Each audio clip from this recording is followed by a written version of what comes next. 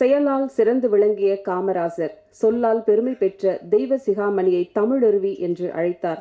இன்று வரை அடையாளமாக விளங்கும் அந்த பெயருக்கு நியாயம் சேர்க்கும் அரிய மனிதர். காந்திய வழியை கையில் எடுத்த அரசியல் புனிதர் இவர். 50 ஆண்டுகளுக்கு மேலாக பொது வாழ்க்கையில் இருந்தாலும் எளிமையாக எந்நாளும் கொண்டவர். தமிழால் அவரும், அவரால் தமிழுக்கும் எப்போதும் மகிழ்வடைகிறது. அமுதே, தமிழே, முத்தே, மணியே, தமிழ் அருவியே அழைத்து மகிழ்கிறோம் இப்போது. அன்பிற்கினிய டாக்டர் வீரபாபு அவர்களே, கலையுலகில் நான் மிகவும் மதிக்கின்ற 2 ஆளுமைகள், என் இனிய நண்பர் தங்கர் பச்சான் அவர்களே, நடிகரும் இயக்குனருமாகிய சமுத்திரக்கனி அவர்களே, சுரேஷ் காமாட்சி அவர்களே, குழுமி இருக்கின்ற நண்பர்களே, உங்கள் அனைவரையும் முதலில் நான் வணங்கி மகிழ்கிறேன். திரையுலகத்திற்கும் எனக்கும் மிகப்பெரிய இடைவெளி உண்டு. பொதுவாகவே திரையுலகம் சார்ந்த விழாக்களில் என்னை நீங்கள் காண முடியாது. சமீப காலங்களில் வரக்கூடிய திரைப்படங்களின் மீது எனக்கு மிகுந்த வருத்தமும் உண்டு, கோபமும் உண்டு. விதியே விதியே தமிழச் சாதியை என் செய்ய நினைத்தாய் எனக்குறையாயோ என்று பாரதி புலம்பியதைப் போலத்தான் இன்றைய திரைப்படங்களை பார்த்தால் ஒவ்வொரு தமிழனும் உண்மையில் புலம்பியாக வேண்டும். எந்த விதமான சமூக பிரஜையும் இல்லாமல், எந்த விதமான தார்மீக நெறிக்கு உட்பட்ட இயல்புகளும் இல்லாமல், பணத்தை மட்டுமே குறிக்கோளாக வைத்து மிக மலினமான படங்களை இன்றைக்கு திரையுலகம் தந்து கொண்டிருக்கிறது என்பதுதான் வருத்தத்திற்குரிய ஒரு விஷயம். நான் சின்னஞ்சிறு பையனாக இருந்த பொழுது என் தாய் என்னை திரைப்படங்களுக்கு அழைத்து செல்வார். குறிப்பாக சிவாஜி கணேசனும் சாவித்திரியும் நடித்த படமாக இருந்தால் அந்த படங்களை என் தாய் பார்ப்பதோடு என்னையும் சேர்த்து அழைத்து கொண்டு பார்க்க செய்வார். என்னிடம் ஏதாவது ஓரளவு திறமைகள், ரசனைகள் இருக்கின்றன என்றால் அவை அனைத்தும் என் அன்னை எனக்கிட்ட பிச்சை. பாசமலரை நான் என்னுடைய தாயோடு தான் பார்த்தேன்.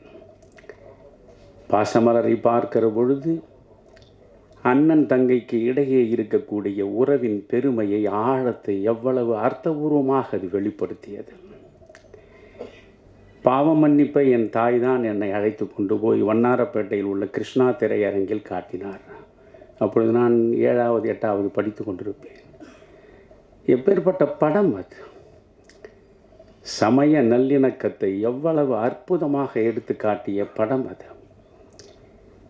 நான் ஏற்கனவே ஒரு இடத்தில் கூட பேசியிருக்கிறேன். இன்றைக்கு காதல் பாடல்கள் காட்சிகளாக வருகிற பொழுது விரசத்தின் எல்லையிலே போய் நிற்கின்றன. இந்த பாவ மன்னிப்பு படத்தில் ஒரு பாடல், பால் இருக்கும், பழம் இருக்கும், பசி இருக்காது என்று ஒரு பாடல்.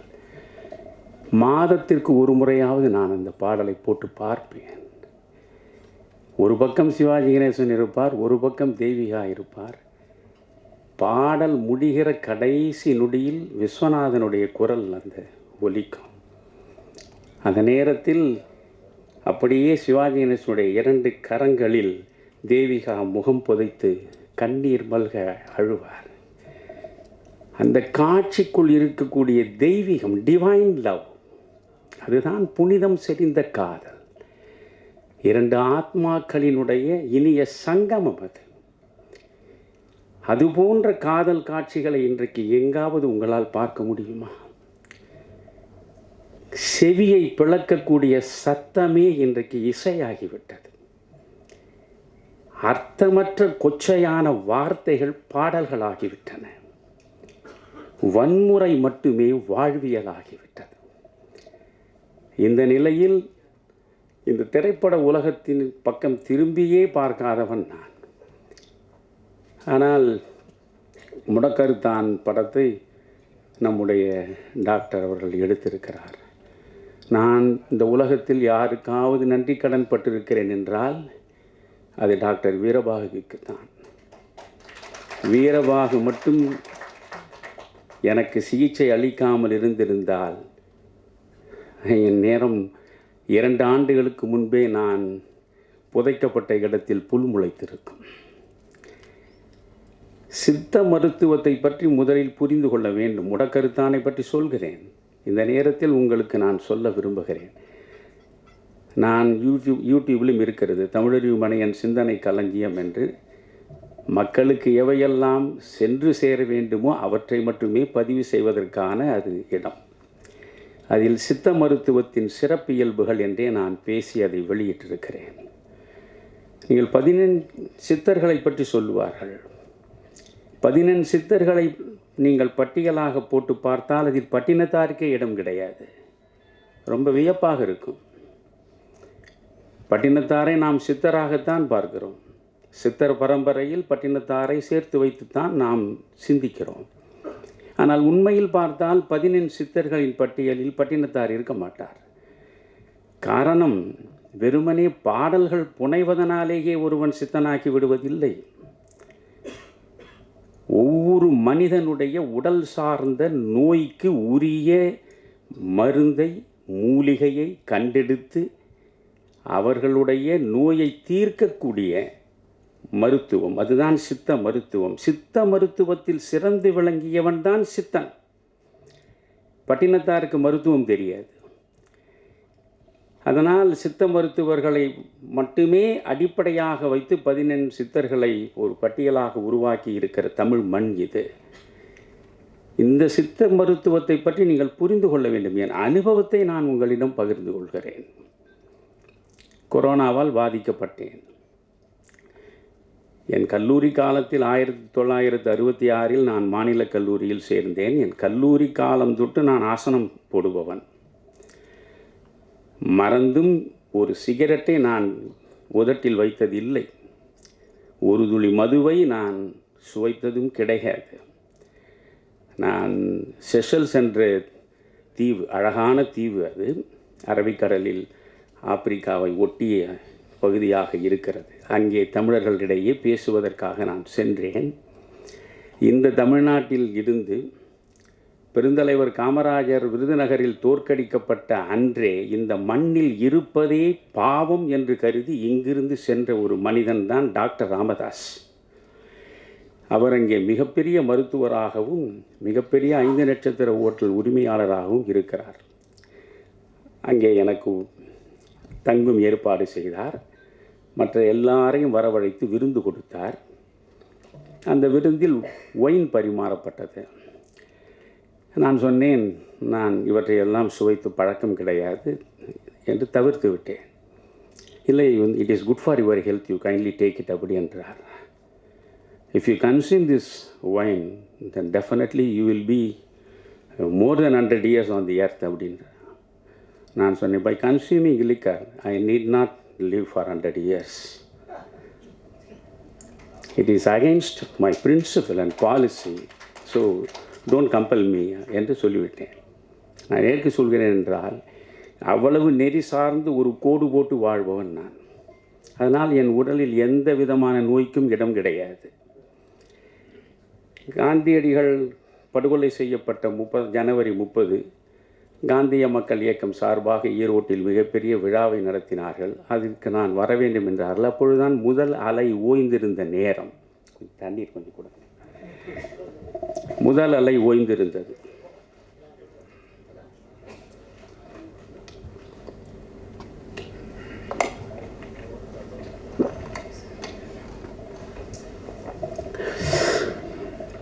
ஈரோட்டில் இருக்கக்கூடிய நண்பர்கள், ஐயா, ஜனவரி 30 காந்தி நினைவு நாள், நீங்கள் நிச்சயம் வர வேண்டும் என்றார்கள்.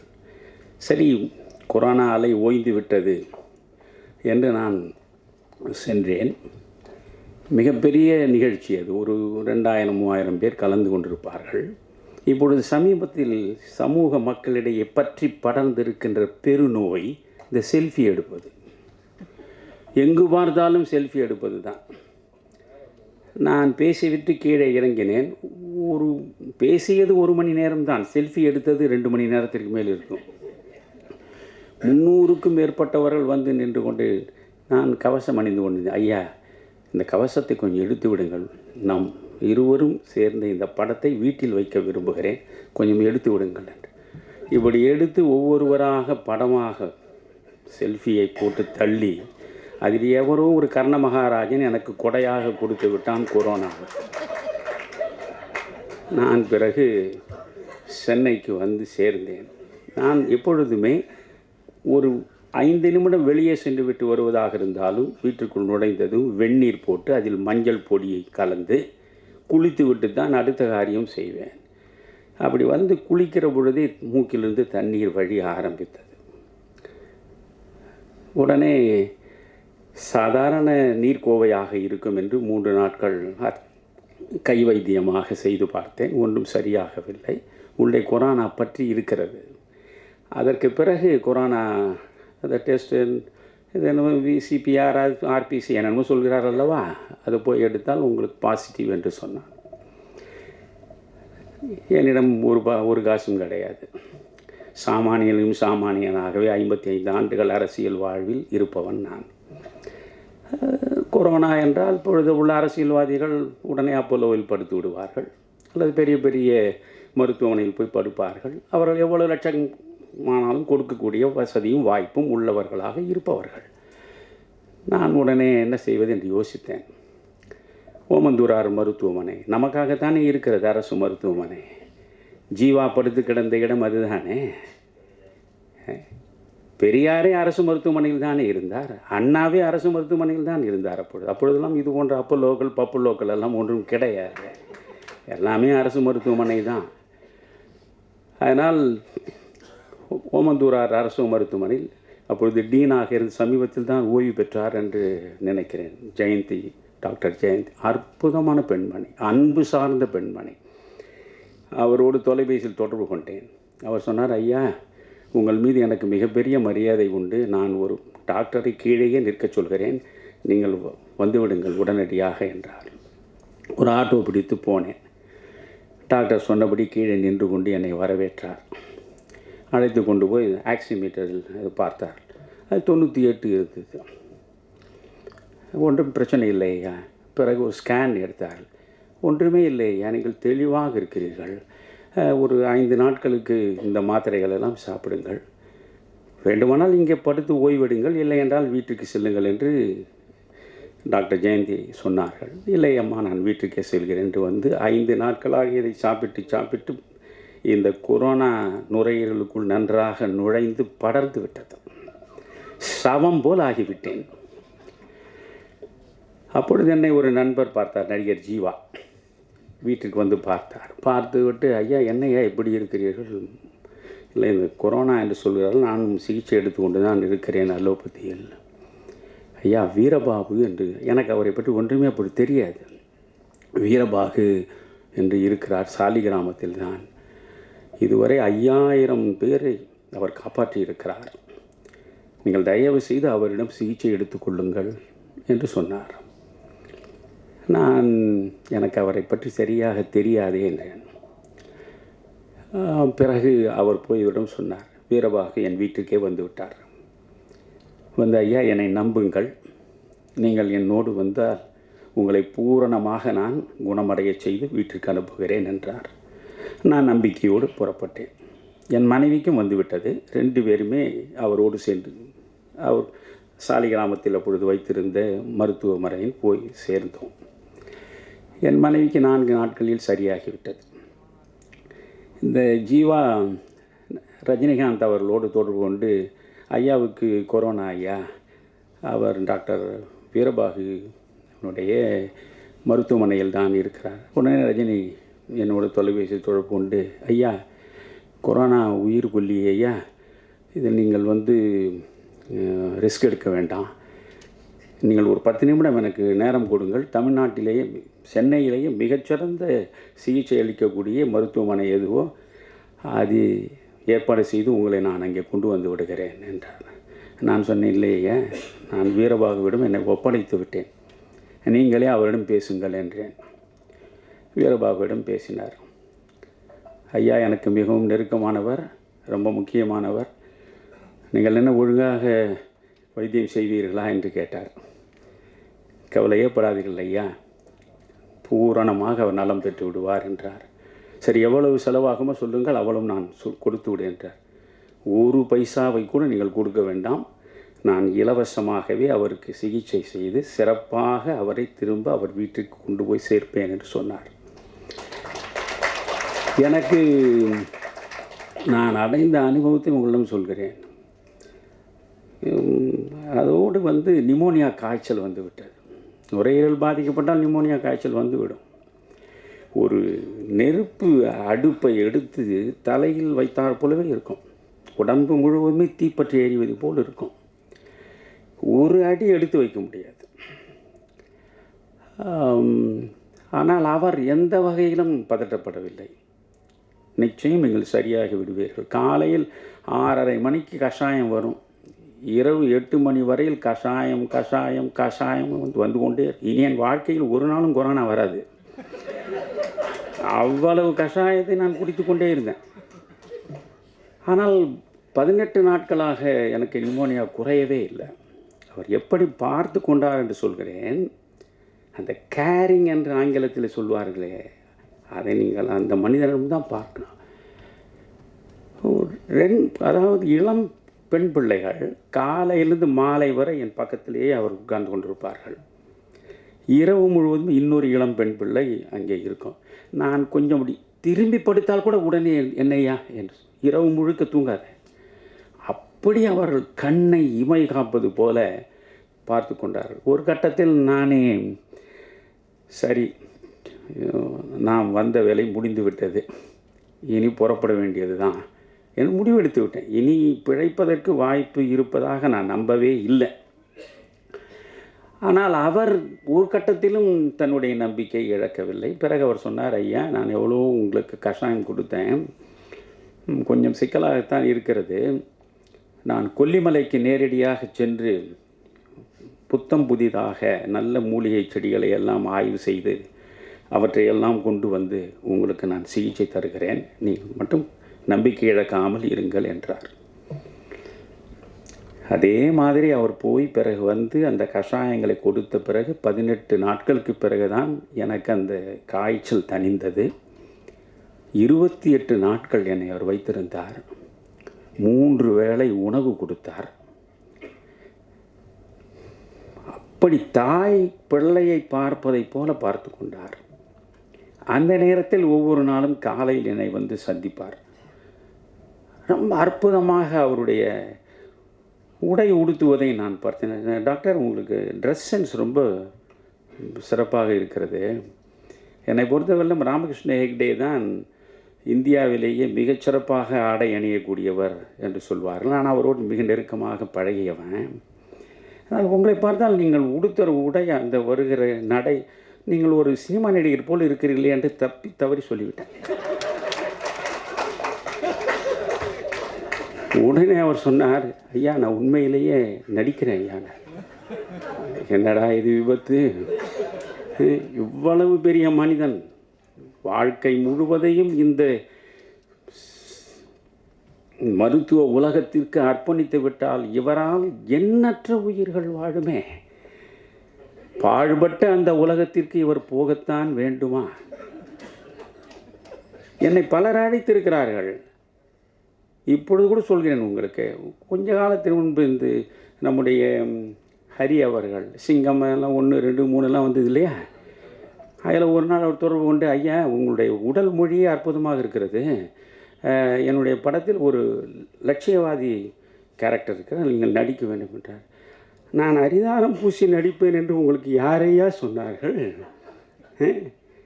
இல்லை ஐயா, அதுக்காக நான் கலைஞர்களை குறை சொல்லவில்லை. இப்போ சமுத்திரக்கண்ணி இருக்கேன். நான் இப்பொழுதும் அவரிடம் சொன்னேன், விமானம் படம் சமீபத்தில் பார்த்தேன், வியந்து போனேன். அவர் அப்பா என்று அவர் எடுத்த சமுத்திரக்கண்ணி என்று ஒரு படம் இருந்தால் நான் பார்ப்பேன், நிச்சயம் பார்ப்பேன். சமுத்திரக்கண்ணிக்காக நான் சொல்லலை. என்னால் யாரையும் முகஸ்துதி செய்ய முடியாது, யாருக்கும் இல்லை. நான் ஒன்றில் தெளிவாக இருப்பவன்.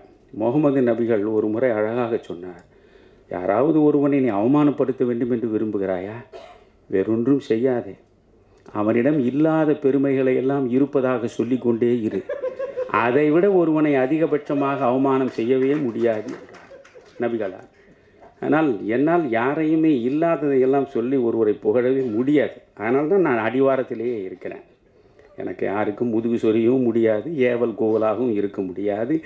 கண்ணதாசன் அந்த காலத்தில் எழுதி நான் சின்னஞ்சிறு பிள்ளையாக படித்த அந்த கவிதைகள் 2 வரி தான். இவை சரி என்றால் இயம்புவதும் தொழில், இவை தவறானால் எதிர்ப்பதும் வேலை.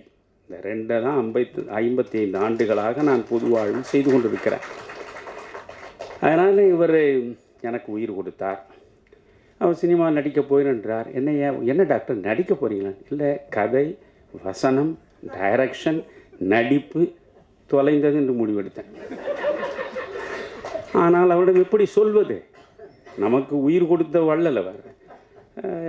யோசியுங்கள் டாக்டர், சினிமா உலகம் சரிப்படுமா என்று யோசியுங்கள் என்றேன். இல்லை ரொம்ப சிறப்பாக வருங்கய்யா, படத்தின் பெயர் முடக்கருத்தான் என்றார். தலைப்பே ரொம்ப வித்தியாசமாக இருந்தது. சரி எடுத்தார். இன்றைக்கு அந்த படம் வரப்போகிறது. சமுத்திரகனி சொன்னது போல தான், நம்ம தங்கர் பச்சான் சொன்னது போல தான், சமூகத்திற்கு அவர் நிறைய செய்து விட்டார். சமூகம் அவருக்கு ஏதாவது செய்ய வேண்டும் என்றால் இந்த படத்தின் மூலம் அவர் பொருளாதார ரீதியாக நட்டப்படாமல் காப்பாற்றிக் கொள்ளுகிற ஒன்றை சமூகம் செய்தாலே இதுதான் நான் மாற்றுகிற நன்றி கடன். சித்த வைத்தியம் பற்றி நான் மீண்டும் சொல்கிறேன் உங்களுக்கு. இப்படி நான் பிழைத்து வந்தேன். 28 நாட்கள் எனக்கு சோறு போட்டார். என்னை ஒரு தாயை போல் பார்த்து கொண்டார். 2 பிள்ளைகள் என்னை அப்படி பராமரித்தார்கள். வீட்டில் இருப்பது போல தான் அங்கேயும் படித்து கொண்டே தான் இருந்தேன். எனக்கு ஒரு மருத்துவமனையில் இருந்தார் போல உணர்வே இல்லை. நான் புறப்படும் பொழுது, என்ன டாக்டர் 28 நாட்கள் இருந்திருக்கிறேன். அப்புறம் ரஜினிக்கு ஃபோன் பண்ணி, இது மாதிரி என்னை காப்பாற்றி விட்டார், நீங்கள் அவரிடம் பேசுங்கள்னு. அவரிடம் பேசி ரொம்ப நன்றி, ஏதாவது நான் செய்யணுமா என்னார். ஒன்றுமே செய்ய வேண்டாயா என்று மறுத்து விட்டார். பிறகு நான் சொன்னேன், என்னால் என்னுடைய சக்திக்கு, ஏனென்றால் சோறு போட்டிருக்கிறீர்கள், வெறும் மருந்து மட்டுமல்ல, 28 நாட்கள் சோறு போட்டு எனக்கு எல்லாம் செய்திருக்கிறீர்கள், ஏதோ என்னால் இயன்றதை கொடுத்து விட்டு போகிறேன் என்றேன். முடியவே முடியாது என்று மறுத்த. அப்படிப்பட்ட ஒரு மனிதனை மருத்துவ உலகத்தில் பார்க்க முடியுமா? அந்த நேரம்தான் 7 லட்சம், 8 லட்சம், 10 லட்சம் என்று பெரும்பாலான டாக்டர்கள் தோட்டம், துறவு, மாட மாளிகை, கூட கோபுரங்கள் உள்ளவர்களாக மாறியதற்கு கொரோனா தான் காரணம். இன்னொரு கொரோனா வருமா என்று காத்து கொண்டிருக்கிறார்கள். வெட்டியான் இருந்தார் என்றால் மயானத்தில் இன்றைக்கு 10 சாவு வரும் என்றால் அவர் சந்தோஷமாக இருப்பார். ஏனென்றால் 10 சாவு வந்தால் நமக்கு வயிற்று பசிக்கு வழி கிடைக்கும் என்று. ஆனால் இவர்கள் மிக மோசமான மனிதர்கள். மருத்துவ உலகத்தை போன்ற ஒரு இரக்கமில்லாத அரக்கர்கள் இருக்கக்கூடிய உலகம் ஆங்கில மருத்துவம் இருக்கக்கூடிய உலகம்தான். சந்தேகமே வேண்டாம் உங்களுக்கு. விஜயகாந்த் ஒரு படத்தில் எடுத்தது தவறே கிடையாது, கொஞ்சம் கூட மிகையே கிடையாது. செத்துப்போன பிணத்தை வைத்து கொண்டு சிகிச்சை செய்வதாகவே நடித்து லட்சக்கணக்கில் சுரண்டக்கூடிய அளவுக்கு இருதயத்தை முழுவதுமாக இழந்துவிட்ட மலினமான மனிதர்கள் உள்ள மண். இன்னொன்று சொல்கிறேன் உங்களுக்கு, என்னுடைய மனைவி சித்த மருத்துவத்தின் பக்கம் நீங்கள் திரும்ப வேண்டும் என்பதற்காக சொல்கிறேன். நான் முடக்கருத்தான் படம் பார்த்தால் போதாது. என்னுடைய மனைவிக்கு இருதய நோய் வந்தது. முதலில் ஒரு ஸ்டென்ட் வைத்தார்கள். அது கோயம்புத்தூரில் நான் என் மகன் வீட்டிற்கு போயிருந்த பொழுது மயங்கி விழுந்து விட்டால் உடனடியாக கேஎம்சியில் கொண்டு போய் சேர்த்தோம். அந்த கேஎம்சி மருத்துவமனையினுடைய டாக்டர் பழனிசாமி, அவர் எனக்கு நல்ல நண்பர், நல்ல ரசிகர். ஆனாலும் யாரிடத்தும் எதற்காகவும் நான் போய் நிற்க மாட்டேன். ஜெயலலிதா மீது எனக்கு 1000 விமர்சனங்கள் உண்டு. ஆனால் அந்த நேரத்தில் ஜெயலலிதா தான் என்னை காப்பாற்றினார். இந்த மருத்துவ காப்பீட்டு திட்டம் என்று ஒன்று இருக்கிறது அல்லவா, 2 லட்சம் ரூபாய் காப்பீட்டு திட்டத்தில் நீங்கள் கணவன் மனைவிக்கு மருத்துவ சிகிச்சை தனியார் மருத்துவமனையிலும் எடுத்துக்கொள்ளலாம். என் மகன் கொண்டு போய் இந்த கேஎம்சியில் சேர்த்து விட்டான். நீங்கள் பார்த்தால் அது 2 லட்சம் ரூபாய் ஆயிற்று. ஒரு ஸ்டண்ட் வைப்பதற்கு கரெக்டாக 1,98,000 ரூபாய். 1,98,000 ரூபாய் அந்த ஸ்டண்ட்டை வைத்து ஒரே நாள் தான், ஒரு நாளில் வைத்து மறுநாள் அனுப்பிவிட்டார்கள். என்ன முதலில் கேட்டு விடுவான், ஐயா எப்படி கேஷ்? இல்லையா இந்த மருத்துவ காப்பீட்டு திட்டம், இதற்காக நான் கோவையிலிருந்து உடனே ஒரு ரயிலை பிடித்து சென்னைக்கு வந்து வீட்டிலிருந்து அந்த மருத்துவ காப்பீட்டுக்கான அந்த அட்டை இருக்கிற அதை கொண்டு போனேன். கொண்டு போய் இதை காட்டினேன். பார்த்தான். ஓ சரி, அப்போ 2 லட்சத்துக்கு குறைவில்லாமல் நாம் இதை எடுத்துட முடியும். பில்லை பார்த்தா நான் நினச்சேன் இது என்ன ஒரு 1 லட்சம் போனாலும் நமக்கு ஏதாவது ஆனால் இன்னும் 1 லட்சம் இருக்கும். 1,98,000. நான் சொன்னேன், ஏன் டாக்டர் 2,000 விட்டுட்டீங்கன்னு. இதுதான் மருத்துவர்களுடைய குணம். சரி, ஸ்டென்ட்டு வச்சோம். 1 வருடம் தான் அவள் சுமாராக இருந்தா. அடுத்த ஆண்டு பார்த்திங்கன்னா திரும்ப மோசமான நிலைக்கு போயிட்டா.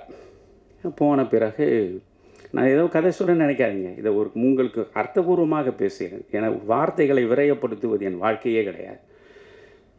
என்ன செய்வதென்று புரியவில்லை எனக்கு. இந்த மருத்துவ உலகத்தை பார்த்தாலே, ஏனென்றால் அப்பொழுது வீரபாகுவோடு இல்லை, இதுக்கு வீரபாகுவை சந்திப்பதற்கு முன்பு நடந்தது. சித்த மருத்துவத்தை பற்றி எனக்கு ஒன்றும் தெரியாது. உடனே என்ன செய்வது என்று யோசித்தேன். 1999 தமிழ் மாநில காங்கிரஸ் தனியாக நின்றபோது மூப்பனார் பொது தலைவர், நான் 5 பொதுச் செயலாளர்கள், நான் KS அழகிரி, பீட்டர் அல்போன்சன் பொதுச் செயலாளர் இருந்த நேரம். அப்பொழுது இப்போது பாரதி ராஜா ஹாஸ்பிட்டல் இருக்கிறதே, அதனுடைய உரிமையாளர் டாக்டர் நடேசன், அவருக்கு எம்பியாக இருக்க வேண்டும் என்று ஆசைப்பட்டு அவர் என் வீட்டிற்கு வந்தார். என்னிடம் கேட்டார். நான் அதை மூப்பனாரிடம் சொல்லி, பிறகு அவர் எம்பியாக அந்த தேர்தலில் நின்றார். நானும் மூப்பனாரும் சென்று அவருக்காக பேசினோம். தோற்று போனார், அது வேறு கதை. உடனே அவர் என் நினைவுக்கு வந்தார். சரி, அங்கே போனால் ஓரளவு சிகிச்சைக்கு யாரிடமும் இலவசமாக எதையும் பற்றி நமக்கு பழக்கம் இல்லை, இருந்தாலும் நம்மை ஏமாற்றி விட மாட்டார் கண்டபடி பணத்தை போட்டு என்று நினைத்து கொண்டு போய் அங்கே சேர்த்துட்டேன். சேர்த்த அடுத்த நிமிடமே அது டாக்டர்ஸ் அந்த முறையான எல்லா பரிசோதனைகள் வரிசையாக ஆரம்பித்து விடுவார்கள். உங்களுக்கு மூக்கு சளி என்றால் கூட ஆரம்பித்து விடுவார்கள். வரிசையாக என்னென்ன டெஸ்ட் இருக்கோ அத்தனையும் பண்ணி ஒரு 2 லட்சம் ரூபாய் போட்டு சளிக்கு மருந்து எழுதி கொடுப்பான். அப்படி ஆகிடுச்சு. இப்படி இவர் எல்லாமே எடுத்துகிட்டு பிறகு என்னை தனியாக அழைச்சி, ஐயா இது ரொம்ப சிக்கலான பிரச்சனை, ஒரு 10 விழுக்காடு இவர்கள் பேராலிட்டிக் அட்டாக் வருவதற்கும் வாய்ப்பு இருக்கிறது. இந்த இருதயத்தில் காம்ப்ளிகேட்டடான சர்ஜரியை நாங்கள் செய்ய வேண்டும். ரொம்ப அவங்க மெடிக்கலாக என்னென்ன சொல்லணும் மிரட்டுறதுக்கு அத்தனையும் சொன்னாங்க.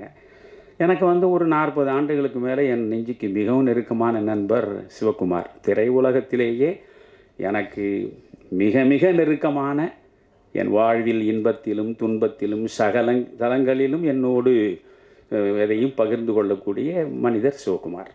அவர் வீடு அங்கேருந்து பக்கமாக இருந்தது.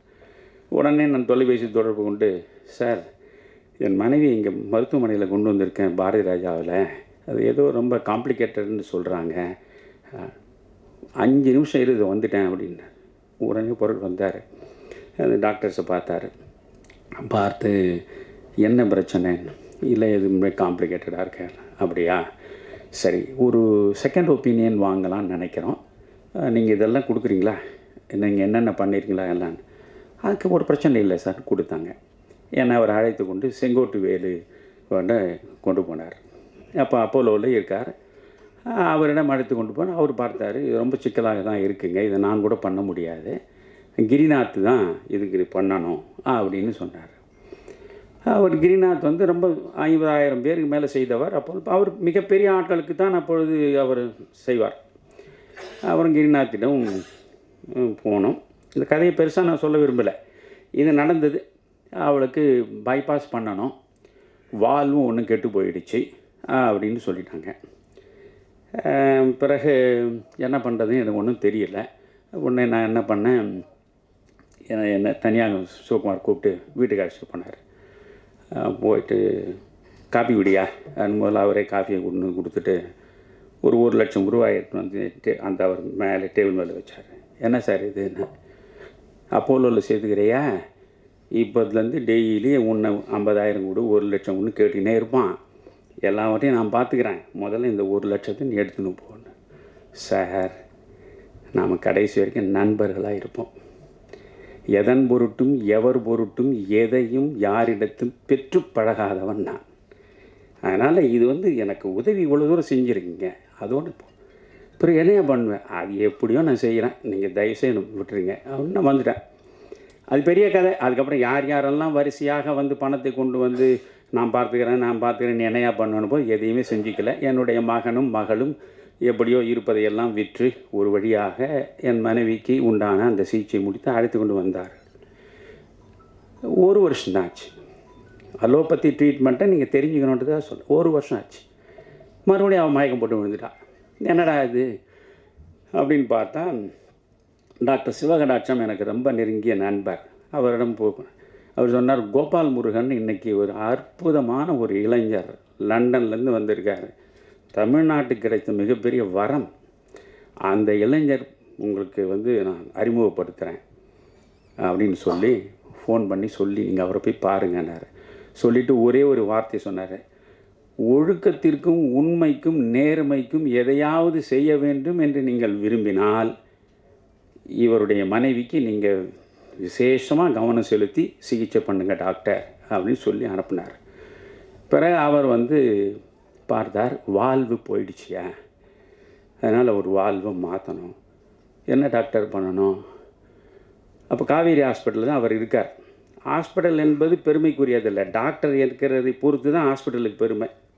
எவ்வழி ஆடவர் நல்லை அவ்வழி நல்லை வாழிய நிலைனேன் ஔவையார் 2000 வருஷத்துக்கு முன்னே பார்த்தன மாதிரி டாக்டரை பொறுத்து ஹாஸ்பிட்டல். அவர் காவேரியில் இருந்தார். அதனால் போய் பார்த்த பிறகு வந்து ஏன் மெட்டாலிக் வால்வு தான் வைக்கணும், இந்தியன் வால்வுனா 2 வருஷம் கூட தாங்காது, அது பெல்ஜியத்துலேருந்து வரவழைக்கணும். அப்படியே டாக்டர் என்ன ஆகும்?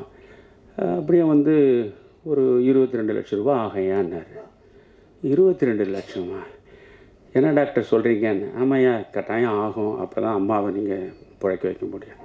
அப்போ வந்து நானும் ரஜினியும் வாரத்தில் 3 நாளாவது தொடர்ந்து உட்காந்து 2 மணி நேரம் 3 மணி நேரம் இந்த நாட்டையே திருத்தறதுக்காக பேசின இந்த நேரம் அது ஆச்சுங்களா. அப்போது நான் காவேரியில் இந்த பிரச்சனையை பற்றி யோசிச்சுருக்கேன். ரஜினி லைனில் வந்தார். ஐயா, நம்ம இன்றைக்கி மாலையில் பார்க்கலாமா அப்படின்னாரு. நான் சொன்னேன், சார் நான் இன்றைக்கி இந்த காவேரி மருத்துவமனை என்ன ஆச்சு? என் மனைவிக்கு கொஞ்சம் பிரச்சனை. என்ன பிரச்சனை? ஏதோ வால்வு மாற்றணும்னு. ஐயா, வால்வு மாற்றணுன்னா ரொம்ப அதிகமான செலவாகுமே, அது ரொம்ப 20-25 லட்சம் ரூபா ஆகும். ஆமையா, ஒரு 22 லட்சம் ரூபா ஆகும்னு சொல்கிறேன். நீ தயவுசு தப்பாக நினைக்காதீங்கய்யா, உங்களை பற்றி எனக்கு தெரியும், இது முழு செலவையும் நான் ஏற்றுக்கிறேங்க, நானே பண்ணிடுறேன். வேண்டாங்க, let us be friends for ever. நம்ம கடைசியில் நண்பர்களாக இருப்போம். யாரிடத்தும் எதையும் பெற்று எனக்கு பழக்கம் இல்லை. அப்போ என்னையா பண்ணுவீங்க? என் மகன் வந்து இந்த பல்லடத்தில் ஒரு சின்ன ஃப்ளாட் ஒன்று வச்சுருக்காங்க. அம்மாவை காப்பாற்றுறதுக்கு பொறுப்பு அவனுக்கு இருக்குது. அவன் அதை விற்றுருவான். விற்று இதை ஒழுங்குபடுத்திடுவோம். நீங்கள் ஒன்றும் கவலைப்படாதீங்க. அவர் இன்னும் கொஞ்சம் கூடுதலாக போய் இதை சொல்லணும்னு அவசியம் இல்லை. ஐயா, யாரிடம் அந்த மகன் விற்றுட்டாரோ சொல்லுங்கள், அவருன்னு பேசி நான் மறுபடியும் வாங்கி கொடுத்துறேன். ஏதோ உங்கள் மகனுக்கு இருக்கிறதே ஒரு சின்ன ஃப்ளாட்டுன்றீங்க, அதை ஏன் நீங்கள் இழக்கணும்? இல்லையா, நன்றியே, இதை பற்றி மறுபடியும் பேச வேண்டாங்க, நீங்கள் சொல்லி நான் மறுக்கிறதாக விட்டுருக்கீங்க. ரியாஸ் இங்கே இருக்கார், ரியாஸ் இருக்கார், பிஆர்வா. அப்போது பிறகு அது வந்து நடந்தது. என் மகன் அந்த ஒரு சின்ன வீடு ஒரு 500-600 சதுர அடி பல்லடம் பக்கம் வச்சுருந்தான். அதை விற்று கொண்டு வந்து சரியாக்கிட்டோம். அலோபதி ஆச்சா. நான் என்ன நினச்சின்னு இருக்கேன், நம்ம மனைவியினுடைய இருதயத்துக்கு அறுவை சிகிச்சையும் செஞ்சாச்சு, பைபாஸ் அப்போலோவில். இப்போ வந்து வால்வும் மாற்றியாச்சு, இனி கவலையே கிடையாது அப்படின்னு ரொம்ப மகிழ்ச்சியாக இருந்தேன். 2 ஆண்டு தான் ஆச்சு, மறுபடியும் பிரச்சனையாகிடுச்சு. என்னடா டாக்டர் கோபால் முருகன் எங்கே இருக்காருன்னு கேட்டால், அவர் வந்து எம்ஜிஎம்க்கு மாறிட்டார் சார் இப்போ. சரி, நான் அவருக்கு ஃபோன் பண்ணேன். அது ஆனால் இப்போ அந்த கோபால் முருகன் இந்த இடத்துலேருந்து நான் நன்றி சொல்கிறேன். அந்த காவேரி ஹாஸ்பிட்டலில் 22 லட்சத்துக்கு மேலே பில்லை போட்டாங்க. போட்டதில் இவர் இங்கேருந்து ஃபோனை போட்டார். டாக்டருக்கு ஃபீஸ் எவ்வளோ போட்டிருக்கீங்கன்னு கேட்டார். 1,40,000 ரூபா உங்களுக்கு போடுறேன், அந்த 1,40,000 ரூபாய் எடுத்துடுங்கன்ட்டார். 1 பைசா அவர் வாங்கலை, 1 பைசாவையும் வாங்காமல் எனக்கு அவர் அந்த சிகிச்சையை செய்தார். அந்த உண்மைக்கும் ஒழுக்கத்துக்கும் அவர் கொடுத்த மரியாதை. இப்போ திரும்ப அவரையே தேடி எம்ஜிஎம் போனால் அவர் பார்த்துட்டு, கொஞ்சம் பிரச்சனை இருக்கே அவங்களுக்கு, கொஞ்சம் ஆன்ஜியோ பண்ணிட்டா நல்லது. என்ன டாக்டர் ஆகும்? அது ஒரு பேக்கேஜ், அது ஆன்ஜியோ பண்ணால் ஒரு 60,000 ரூபா ஆகும் அப்படின்னு. சரி, எப்படியும் சிரமப்பட்டு நம்ம இதை பண்ணி பார்ப்போம், 4 நண்பர்கள் உதவியோடு பண்ணலாம் அப்படின்னு. சரி டாக்டர், நீங்கள் ஆன்ஜியோ பண்ணுங்கன்ட்டு இவ்வளோ அழைச்சின்னு போயிட்டேன். ஆன்ஜியோ நடத்திட்டு என்னை தனியாக கூப்பிட்டாரு. அவர் நல்ல டாக்டர், எனக்கு அதில் குறையே இல்லை. அவர் சொன்னார், ஐயா மறுபடியும் வால்வு கெட்டு போச்சு. என்ன இப்போ தான் 2 ஆண்டுகள் தானே, அது மறுபடியும் வால்வு கெட்டு போச்சுன்றீங்க. நான் வாழ்நாள் பூரா நீ பிரச்சனை இல்லைன்னு நினச்சேன். அப்படி இல்லையா, இது வந்து உங்களுக்கு ஸ்பேர் பார்ட்ஸ் மாற்றுற மாதிரி தாங்க. ஒரு ஸ்பேர் பார்ட்டு, ஒரு ஸ்கூட்டர் வச்சுருக்கீங்க, இல்லை ஒரு கார் வச்சுருக்கீங்க, ஒரு ஸ்பேர் பார்ட்டு போயிடுச்சுன்னா இன்னும் போடுவீங்க, அது கொஞ்ச நாள் ஓடும், அப்புறம் போனால் மறுபடியும் போடணும். அப்படியா, அப்போ என்னையா பண்ணணும்? ஒரு நல்ல ஃபாரின் மெட்டல் வால்வு இருக்கியா, அதை பண்ணோம்னா 10 வருஷம் அம்மாவுக்கு பிரச்சனை இல்லைன்னாரு. அப்படின்னா எவ்வளோ ஆகும் டாக்டர்? ஏன்னா ஏற்கனவே எனக்கு அனுபவம் இருக்குல்ல, 22 லட்சம்னு. எவ்வளோ ஆகும் டாக்டர்? எப்படி பார்த்தாலும் ஹாஸ்பிட்டல் செலவு எல்லாம் சேர்த்தா ஒரு 40 லட்சம் ஆகும் ஏன்னார். இப்போ தான் சித்த மருத்துவத்துக்கு வரேன். உடனே நான் சொன்னேன், doctor kindly excuse me, literally speaking I ஆம் அ பெனிலெஸ் person. I cannot afford to pay such huge amount. You kindly discharge her in the evening itself. என்ன இவ்வளோ சீரியஸாக இருக்கு, நீ இப்போ it's enough. You kindly discharge her. சாயந்தரம் ஆக்ஷன் வந்துட்டேன். வீட்டுக்கு வந்துட்டேன். இரவு பூரா தூக்கம் இல்லை. நமக்காக ஒரு 40 ஆண்டுகள் நமக்காகவே வாழ்ந்தவள், எந்த விதமாக ஒரு வரட்டு மனிதனுக்கு, அவளுக்கு என்னை கரம்பட்டியதால் அவளுக்கு எதுவுமே கிடைக்கல. ஆனால் எல்லாவற்றுக்கும் உடன்பட்டு வாழ்ந்தவள், அவளை காப்பாற்றுவதற்கு கூட நம்மளே 4 காசு இல்லை. இந்த மாதிரி 40 லட்சம் 60 லட்சம் எங்கே போகிறது? இரவு பூரா தூங்கலை. 6 மணி இருக்கும், காலையில் எழுந்து அப்பவும் வந்து எனக்கு வீரபாகு தெரிஞ்சிருந்தால் உடனே வீரபாகு பார்த்துருப்பேன். எனக்கு அப்போல்லாம் அவர் இது இல்லையா, வந்து உட்காந்துட்டு இப்படி யோசிக்கிறேன். இதெல்லாம் நீங்கள் சிலவற்றையெல்லாம் நம்பித்தான் தீரணும். அமானுஷ்யமான சில செயல்கள் நடக்கின்றனன்னு சொல்லும் பொழுது, ட்ரூத் இஸ் ஸ்ட்ரேஞ்சர் தேன் ஃபிக்ஷன்னு ஆங்கிலத்திலே ஒரு ப்ராவர்ப் உண்டு. உண்மையில் நடக்கக்கூடிய சம்பவங்கள் கதையை விட வந்து அதிசயமாக இருக்கும். நம்ப முடியாத கதையை விட அதிசயமாக இருக்கும். நான் உட்காந்து அப்படியே பார்த்தேன்னே, ரொம்ப சோர்ந்து விரக்தி விட்ட நிலையில் உட்காந்துருக்கேன். இப்போ ஒரு ஃபோன் வந்தது. என்ன எடுத்தேன். ஐயா நான் தஞ்சாவூர்லேருந்து ஒரு சித்தர் பேசுகிறேன்னார். என்னையா சொல்லுங்க ஐயா. என்ன, உங்களுடைய வாழ்வே ஒரு மந்திரம் படித்தேன்யா. திருமந்திரத்தில் உள்ள 3000 பாடல்களை அப்படியே சாறு பிழிஞ்சு நீங்கள் கொடுத்துருக்குற அந்த புத்தகத்தை 3-4 முறை படிச்சிட்டேயா. நான் ரொம்ப வியந்து போனேன். நீங்கள் இன்னும் 100 வயது வாழணையா, உங்கள் மனைவி 100 வயது வாழனேன். எனக்கு ஏன் நானே என் மனைவியை காப்பாற்றுறது வழி என்னான்னு தெரியாமல் உட்காந்துருக்குறேங்க.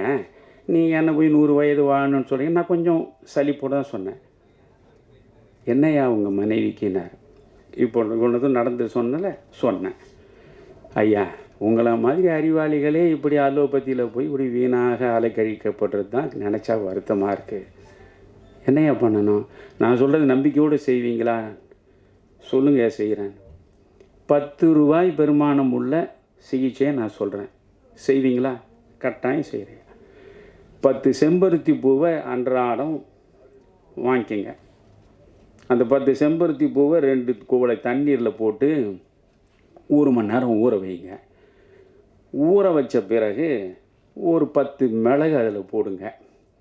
மருத மரப்பட்டைன்னு நாட்டு மருந்து கடையில் தூளே விற்பான், அதில் ஒரு போடுங்க. அதை வந்து காய்ச்சுங்க. 2 டம்ளரை 1 டம்ளர் ஆக்குங்க. காலையில் குடிக்க சொல்லுங்கள். சங்கு புஷ்பம்னு ஒன்று இருக்குது. அந்த சங்கு புஷ்பம் சனீஸ்வரனுக்கு போடுறது. அதை ஒரு 10 பூவை எடுத்து மிக்சியில் அரைச்சி சொல்லணும். அவ்வளோதான் ஐயா. இந்த நிமிஷம் 40 லட்சம் ரூபாயை நான் கொடுத்துருந்தாலும் என்ன ஆயிருக்குன்னு தெரியாது. இப்போ என் மனைவி இது நடந்து ஏறக்குறைய 8-9 மாதம் ஆகிறது. அவள் படுக்கையை விட்டு எழுந்திருக்க மாட்டான். முன்னே அலோபதியில் லட்சக்கணக்கில் கொடுத்த போதும் இப்போ வீட்டுக்குள்ளேயே அவள் குறைந்தது ஒரு 10 நிமிடமாவது இங்கே அங்கே நடக்கிற நிலையில் இருக்கா, ஆரோக்கியமாக இருக்கா. இந்த ஆரோக்கியத்தை 10 ரூபாயில் நான் பெற்றேன். 10 ரூபாயில் இப்போவும் செம்பருத்தி பூ தான் கொடுக்குறேன், அந்த சங்கு புஷ்பம் தான் கொடுக்குறேன். நல்லா இருக்கா? அப்போது இந்த மண்ணில் எப்பேற்பட்ட மருத்துவம் அது. அந்த மருத்துவம் நம்ம தங்கர் சொன்ன மாதிரி தான். ஒரு மரம் என்றால் மரத்தினுடைய வேர், அதனுடைய பட்டை, அதனுடைய பூ, அதனுடைய கிளை, அதனுடைய இலை எல்லாமே மருத்துவ குணம் உள்ளது. மனிதனை படைத்து நீங்கள் இறைவன் நினைத்தாலும் சரி, இயற்கை நினைத்தாலும் சரி, எல்லா மனிதர்களுக்கும் நோய் வரும். ஆனால் அந்த நோய் அனைத்தையும் தீர்ப்பதற்காகத்தான் இயற்கையில் மரங்களாக படைத்து வைத்திருக்க. ஒவ்வொரு மரத்துக்கும் ஒரு மருத்துவ குணம் இருக்குது. ஆனால் நாம் அந்த மரங்களை வெட்டி வீழ்த்துறோம். இயற்கையை நாம் முழுவதுமாக அதை எதிர்த்து நாம் அழிவு ரீதியாக நாம் இயங்குவதால் தான் இத்தனை சிரமங்களும். அதனால் என்ன சொல்கிறேன்னா, நான் இன்றைக்கு ஓரளவு சிக்கல் இல்லாமல் என்னை போன்ற எளியவர்கள், ஏழ்மையில் இருப்பவர்கள், எந்த விதமான வசதி வாய்ப்பும் இல்லாதவர்கள், மிக மோசமான நோய்க்கு ஆளானாலும் மிக மிக குறைந்த பணத்தை வைத்துக்கொண்டு உயிரையே காப்பாற்றி கொள்ளக்கூடிய அரிய சிகிச்சையாக நமக்கு கிடைத்திருப்பது தான் சித்த மருத்துவம்.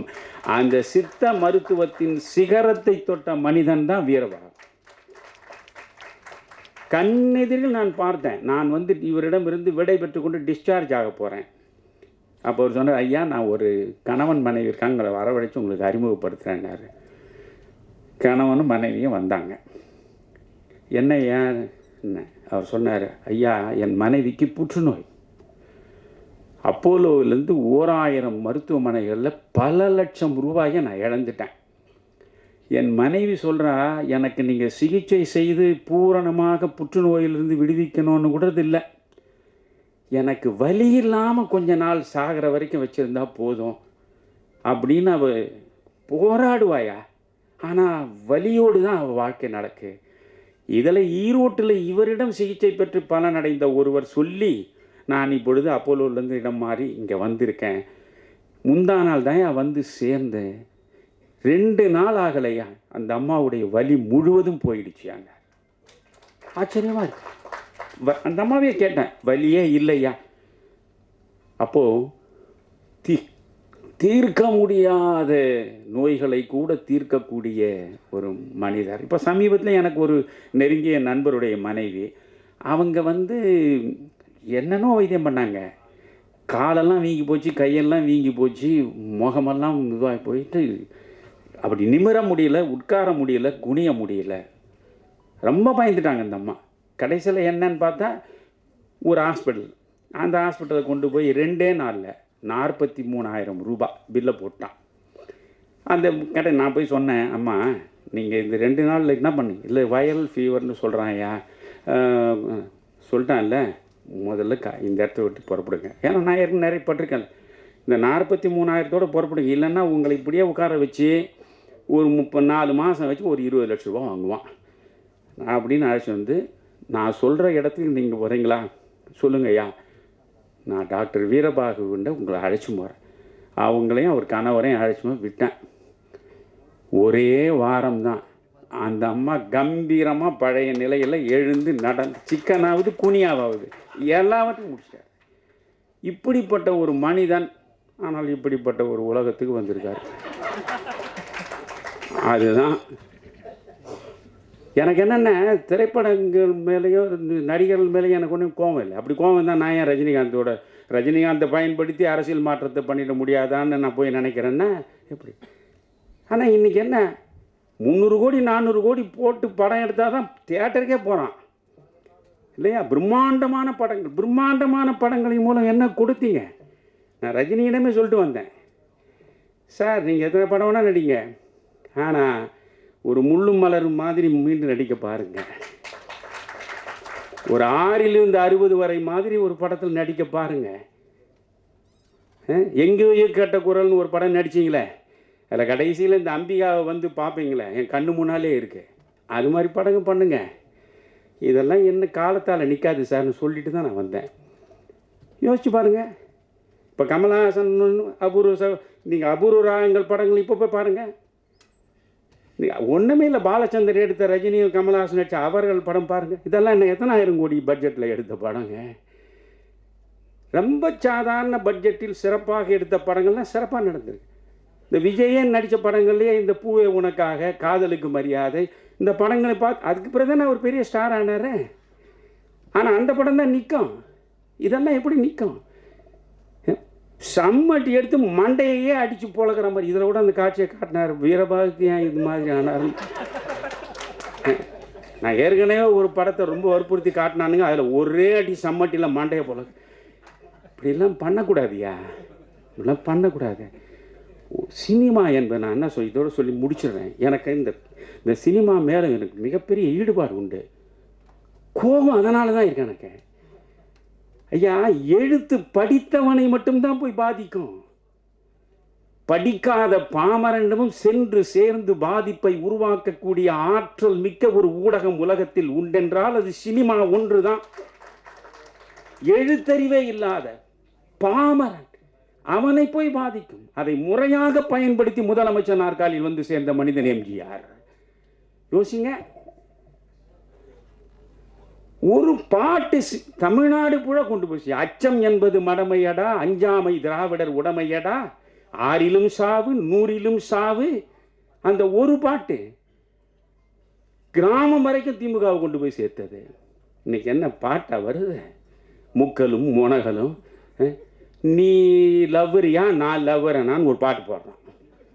என்னதான் எழுதுறீங்க கேட்டா, கண்ணதாசன் எழுதும்போது ஒரு பாட்டுக்கு அதிகபட்சம் வாங்கியது 5000 ரூபாய் தான்.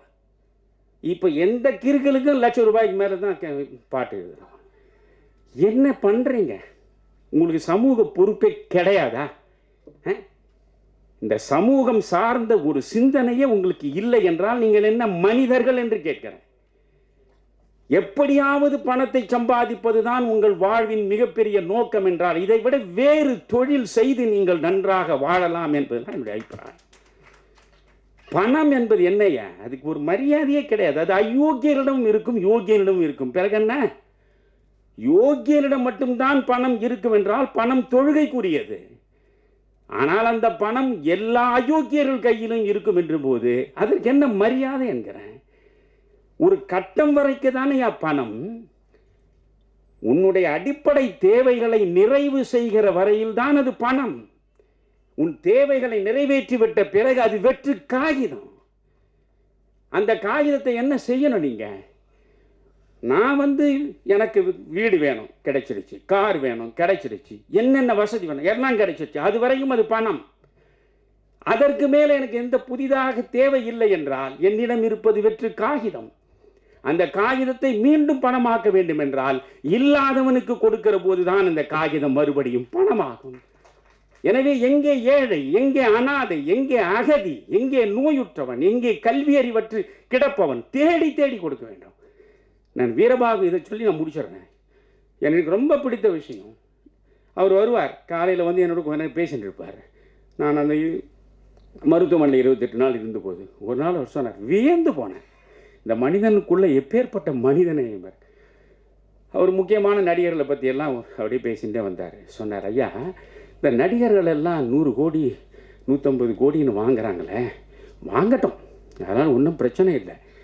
ஒரு படத்துக்கு 100 கோடி வாங்குற போதே 10 கோடி ரூபாய் ஏழைகளுக்கு, அவர்கள் கல்விக்காக, அவர்கள் மருத்துவத்துக்காக, இப்படி ஏதாவது ஒரு சமூக பயன் பெறுவதற்கு ஒரு படத்தில் நீ 100 கோடி வாங்க.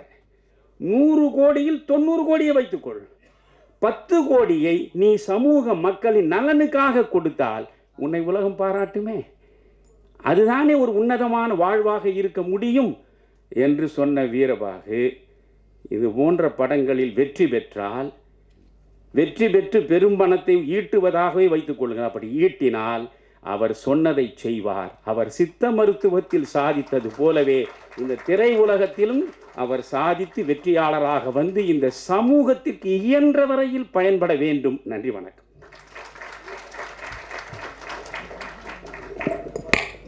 நன்றிங்க ஐயா. அடிக்கடி உங்கள் பேச்சை நாங்களும் கேட்க வேண்டும் என்று ஆர்வப்படுகிறோம். இப்போது படக்குழுவினருடன் ஒரு நினைவு பதிவுகளாக ஒரு புகைப்படம்.